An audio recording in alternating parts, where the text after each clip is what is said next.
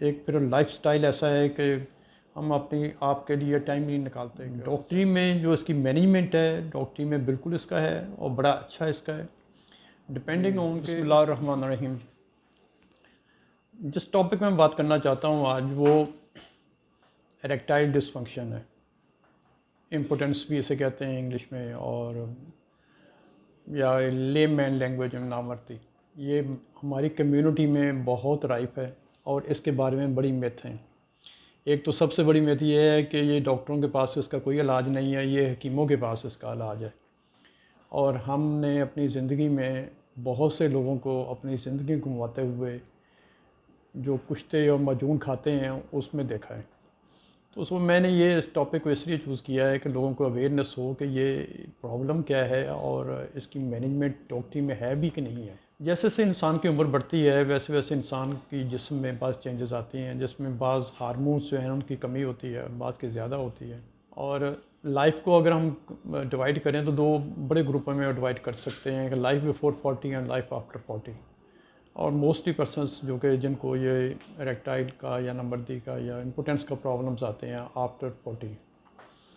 और जैसे जैसे इंडस्ट्रियलाइजेशन होती जा रही है, हमारी लाइफ थोड़ी सी कम्प्लेक्स होती जा रही है और सेडेंट्री लाइफ है, तो उस वैसे वैसे ये इसके प्रॉब्लम भी बढ़ रहे हैं।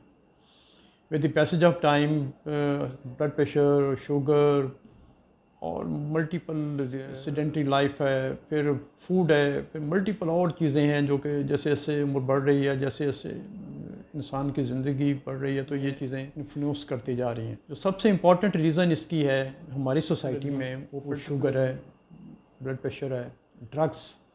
यंग कौम इसमें बढ़ी जा रही है। हमारी एक मिथ है कि अल्कोहल लें उससे ये एज एफ्रोडेजिक या इसमें ज़्यादा होती है इरेक्शन या उससे रिलेटेड जो इश्यूज़ हैं वो ज़्यादा बेहतर हो जाते हैं। ये भी गलत बात है। अल्कोहल भी इसमें बड़ा कंट्रीब्यूट करती है। जो लोग अल्कोहल लेते हैं उनको ज़्यादा प्रॉब्लम होता है। फिर को दिल की प्रॉब्लम्स हैं, जो बाज़ मेडिकेशंस हैं जो हम लेते हैं। एक फिर लाइफस्टाइल ऐसा है कि हम अपनी आप के लिए टाइम नहीं निकालते कि एक्सरसाइज के लिए। ये चीज़ें बहुत कंट्रीब्यूट इसमें करती हैं। तो with the passage of time आप कह लें कि ये चीज़ें इंसान पे असर करते हुए अल्टीमेटली ये है कि ये उसकी जो लाइफ है उसको मिजरेबल बना देती हैं। डॉक्टरी में जो इसकी मैनेजमेंट है, डॉक्टरी में बिल्कुल इसका है और बड़ा अच्छा इसका है, डिपेंडिंग ऑन के उसको इशू क्या है। और उस बेस पे आप बस मेडिकेशंस हैं जिनके ज़रिए ये कंट्रोल हो जाता है अमूमन। फिर लाइफस्टाइल चेंज है, लाइफस्टाइल को आप चेंज करें, थोड़ा सा बेहतर करें, एक्सरसाइज करें, हेल्दी लाइफस्टाइल पे चले जाएं, जंक फूड वगैरह छोड़ें, तो चीज़ें बेहतर होना शुरू हो जाती हैं। और इन द एंड अगर खुदा ना